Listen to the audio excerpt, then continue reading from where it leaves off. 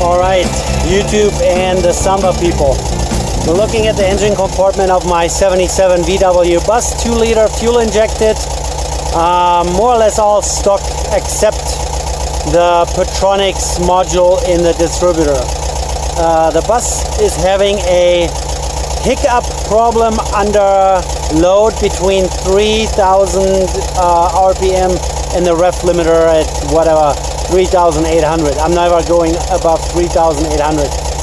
And I've already posted this on the Samba. I've gotten a lot of feedback and I'm now trying to figure out what's going on. So now we're going to look at the advanced curve of the distributor and the mixture, the idle mixture.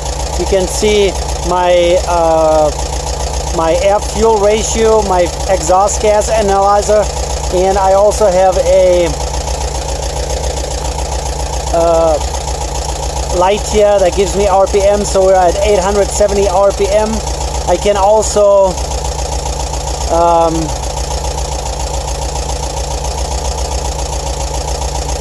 give you this, the dwell says 23 degrees, but it's a Petronics, so it's not points. Voltage, yeah. So let's see what we can come up with.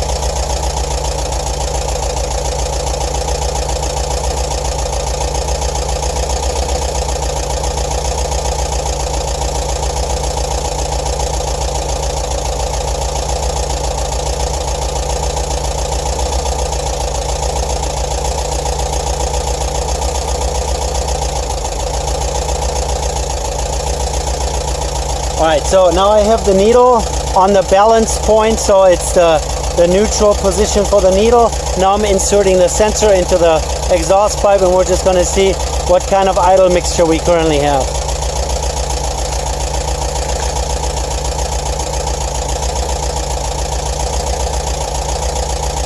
So now the needle is eventually going to move from its natural position there, balanced, to an indication. Last time I adjusted it, it was around 2% CO, so 2% carbon monoxide. That's where I usually set it to. Looks like it's sitting at 3. Let's see.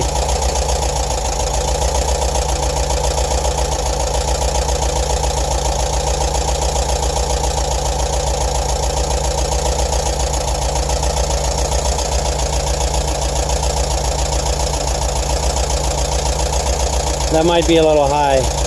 3%. In accordance to factory spec, you're supposed to be at 1.1%, which is a little low for my taste. And then the problem here is we're pretty high up in elevation at 4,700 feet. If I drive down the hill, it will automatically get leaner, so I don't want to run it that lean. All right, I gotta adjust some.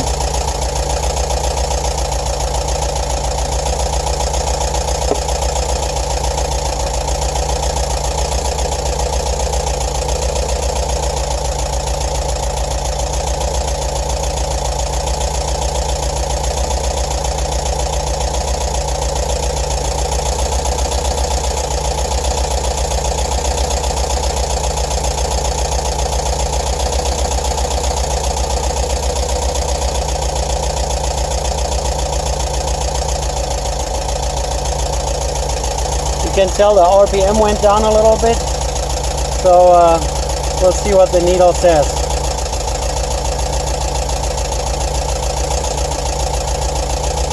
Nothing.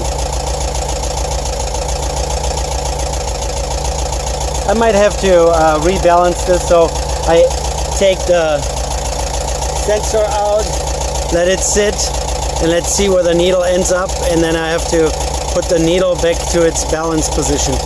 In the meantime, we can take a look at the advanced curve of my distributor while the exhaust tester here calibrates itself. It's kind of an old-fashioned thing. One of these days I'm going to get myself a wideband oxygen sensor but they are pretty expensive. So there you go. There's my scale. My mark on the pulley is marked in white, so we should be at, yeah, it looks like 6.5 degree right now. I have the vacuum advance disconnected. I have a vacuum gauge on here, you can see it. The scale that we're looking at is the inner one here. It should go about into the green. So now I'm gonna ref it up. Now I'm gonna see how much vacuum advance mechanical advance we can get out of it. It should be around 28 degrees.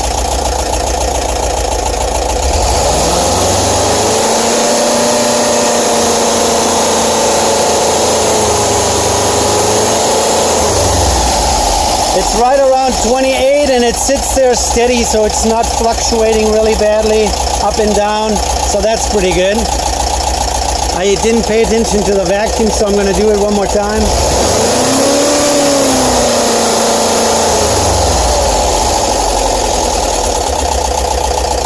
So it goes right up to 16, 17 inches of mercury vacuum, so that should be fine. Now I'm going to hook up the vacuum back to the vacuum canister here on the distributor and do that run again, and we should end up at about 36, 38 maybe.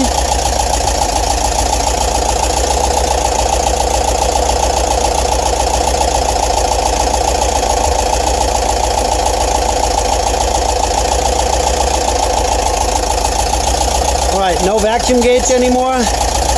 We're still at 6.5 degrees, and now see what the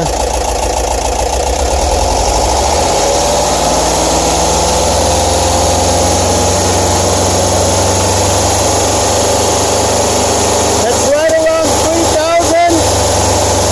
We're at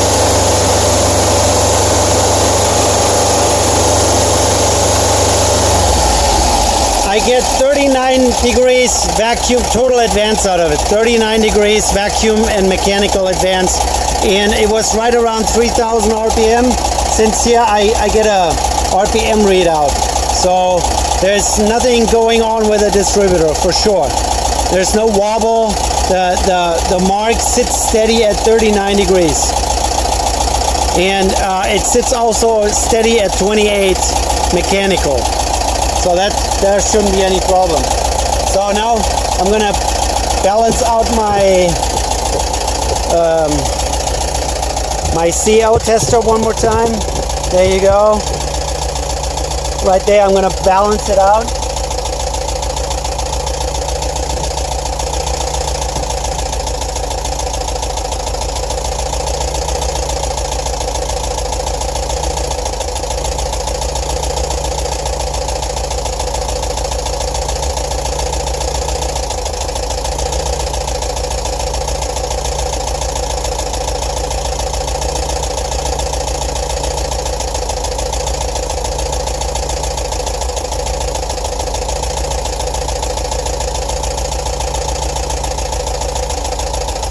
So needle is at balance. I'm just gonna wait a few seconds, let it sit there. It has gotten a new fuel filter. It has gotten a new fuel pump. It has new spark plugs gap to the proper gap. It has a clean distributor cap and rotor. It has a brand new Pertronics module in there. Before I had a CompuFire that was working fine. I had the same issue. So switching from CompuFire to Pertronics didn't change the symptoms. Up in the corner there's some wiring. I used to have a MSD CDI ignition connected, which I, just to find the problem, completely disconnected. So it's wired just like any other bus from that era. The only difference is literally the Pertronics module instead of points and condenser. But yeah, I figured I eliminated that as a source for the issue when I switched from the CompuFire to the Pertronics, and the problem is exactly the same. So now I'm going to do the idle mixture one more time.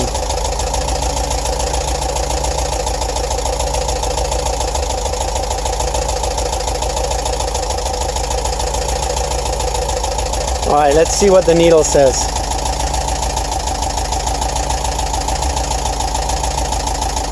Nothing.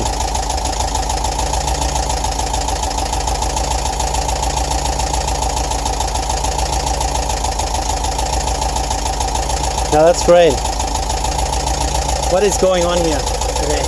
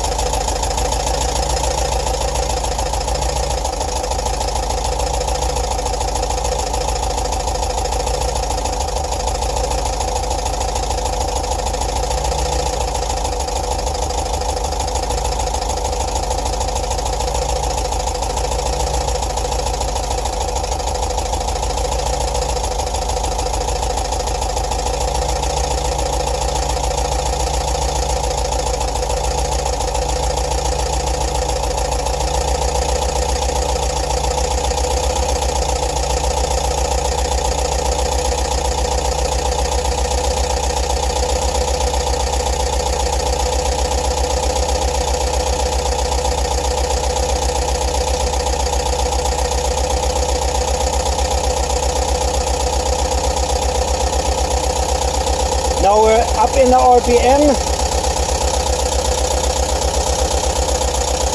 but we're still not getting any different reading there.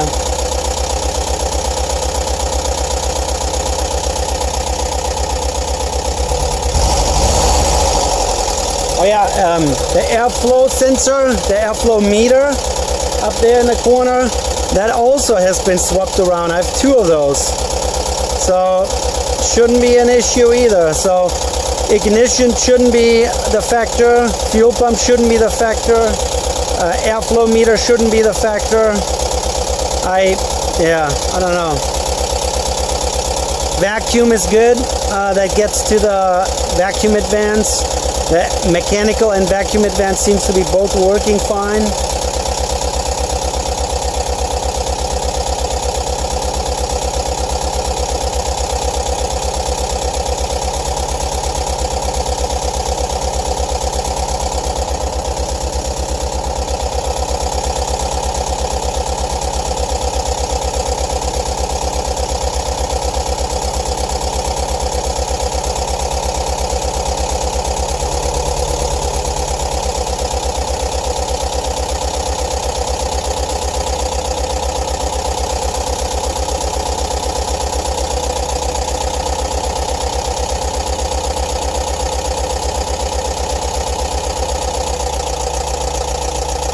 Turning down the RPM a little bit because we're a little high.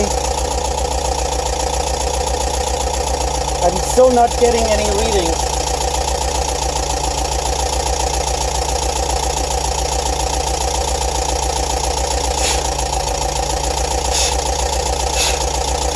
Now you see the needle moving when I blow at the sensor just by breath, because the human breath contains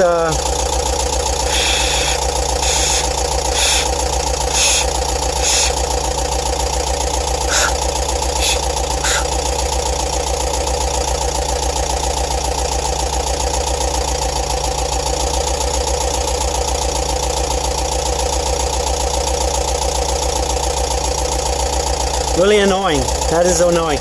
Guys, I'm gonna pause you here for a second. Alright guys, looks like we got it now finally dialed in. I get my sensor blown out and balanced again, and now we're sitting at a little bit above 2% of CO. I like it a little lower than that.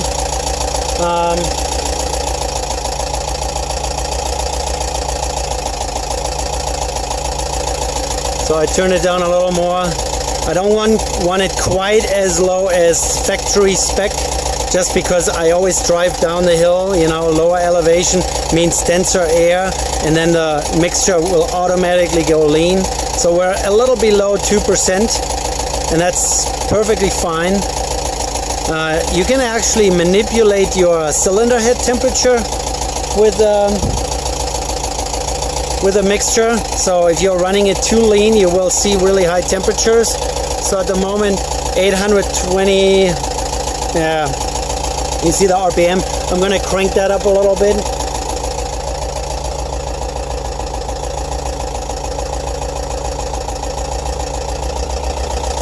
So now we're at 870 and still at 2%, so that's fine. So I eliminated fuel pump, fuel filter, most of the ignition parts except the distributor housing itself, CompuFire to Pertronics, spark plugs. I checked the timing, static, and then dynamic idle, mechanical advance, and vacuum advance. Vacuum is 16 or 17 inches of mercury at the vacuum advance can. So yeah, timing is rock solid. Even running it at 3,000, holding it there, there's no jumping, no fluctuation going on. Mixture is good. Like I said, the airflow meter, it's a new old stock I bought. I brand new that thing. It has been in there for a while. The problem started, a few months ago. Like I said, I don't have the MST CDI ignition connected at the moment, just because I wanted to exclude that as a source for the issue. So apparently it's not its fault. You see that I have a non-stock ignition coil up there. I have a flamethrower. I'm gonna rip that out and I'm gonna put my original Bosch blue coil back in there. This here is just a oil pressure sensor, that puppy. So I have an oil pressure gauge, I have an oil temperature gauge, and a cylinder head temperature gauge in the front. So this is all as it should be. You guys help me out if you have any idea. I don't have the original. Here, let me turn on some light for you.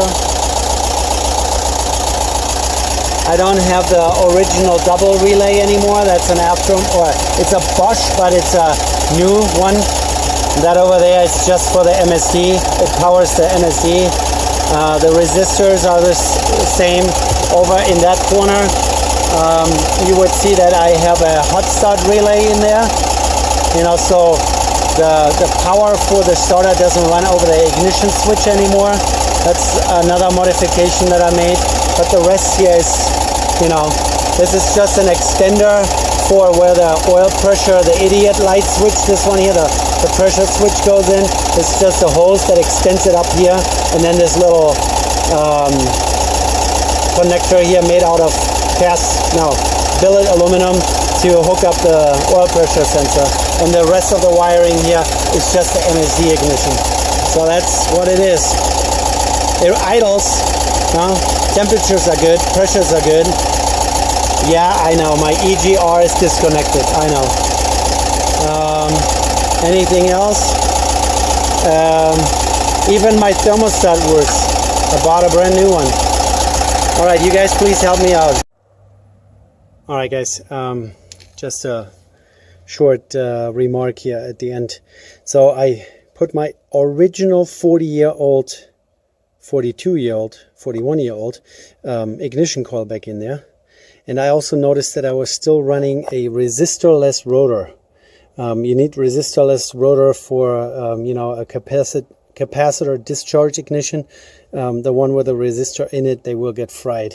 So now there is the original, not the original, but a stock rotor in there, and the original coil, all hooked up nicely, checked and triple checked, and all connections are good. All the vacuum lines are back on, and now I'm going to do another test drive and see. And then I will leave it to you guys to tell me what's wrong. Alright, take care. Alright guys, just a quick remark at the end here. So as I was just doing all the testing for ignition advance, mechanical and vacuum, and checked the idle mixture, and I just replaced the flamethrower Pertronics ignition coil with my stock Bosch coil. I also put a stock rotor in it because I realized that I didn't have I have a resistor, or had a resistorless rotor in the distributor, so that's now all stock. As I was doing all that and the car was sitting here and idling, I suddenly heard the fuel pump making humming noises. And this fuel pump is only like 3 weeks old. I bought it as part of the troubleshooting for the hiccup problem that I have between 3,000 and 3,800 RPM. And so I'm like, no, the fuel pump cannot be bad. Maybe it's cavitating. I have an inspection pit here in my garage, so I went under the bus, got my flashlight out, and noticed that the fuel filter is only half filled with fuel. So now it's looking more and more like a fuel issue, that the fuel just doesn't flow freely towards the fuel pump. And then under load, above 3,000 RPM, there's just not enough volume there to, I know it's a circuit kind of. It goes through the fuel pump, through the fuel rails, past all the injectors, and then through the pressure regulator back into the tank. I know it's a constant flow, but full throttle, that's the time when the injectors are firing most often, and that's when you need the most volume. And I could almost bet that at that point the fuel pressure just drops because the fuel pump is not able to deliver it anymore. Now I'm hearing the fuel pump cavitating, and I see that there's air in the fuel filter, and I hear a gluck, gluck, gluck, gluck, gluck sound from my tank when I'm parked. Yeah, just doesn't look right. I'm going to go under my bus now. I'll show you real quick what I'm going to do, and then yeah, we'll see. So this is the line coming back from the fuel pressure regulator. As you can see, I don't run the rubber fuel line anymore, just a short connection piece, and I have steel line pretty much returning to the fuel tank. So that's the return line. This is the line. I already put my little special vice grip on there that has some rubber hose over the jaws so I don't damage the fuel line. And then again, steel line going over here into the fuel filter. And the fuel filter, I don't know, you can probably not see it right now, but it's only half full with fuel, or at least it was earlier, and I kept hearing gluk, gluk, gluk, gluk in the fuel tank. So maybe that was the air that went into the fuel tank, and that's probably also the reason why the fuel pump, which is only 3 weeks old, sounded like it's cavitating. So I will look into this. I know the fuel filter is only a week old. The fuel pump is, or those two were installed together, so maybe 3 weeks. I don't know exactly. I will block that off already. Take this fuel line over here loose, and then drain all the fuel out of the tank. First of all, take a look at the fuel and see if there's anything coming out, and then I will take some compressed air and blow opposite direction through this fuel line into the tank, and we'll see if that's flowing freely or if there's any kind of clogging going on. And if I can tell, take the fuel cap off at the same time. So if I can tell that there's something going on with air not passing through freely through this line here, going that way, I will take my cover off towards the tank sending unit and then look into the fuel tank. You always got to be really careful when fiddling around with fuel because it's pretty combustible. So I don't want to have a burning bus or an exploding garage here. So yeah, we'll see. So yeah, that's what's going on here under my bus. And I'm pretty frustrated. Everything seems to be working just fine. Ignition is fine. Advance is fine. Mixture is fine. It doesn't do any hiccuping when it's parked here and running at 3,000 RPM. It's all fine. It's just not doing it under load. So we'll see what's going on here. I'll keep you guys posted. All right, have a good one. All right, guys, I'm back one more time. So I'm in the process of draining my fuel out of the tank, and I don't think there's anything clogged. Here, just to show you, it's coming out like no resistance whatsoever. I don't think there's anything clogging the fuel line. Let me turn that off. There you go. Ugh, wobbly camera guy here. Anyways, it's coming out full bore out of the tank without any restriction. I don't know what else it could be. I'm going to drain it out anyways, and I'm going to blow some air up through the line. I just don't know. Something going on.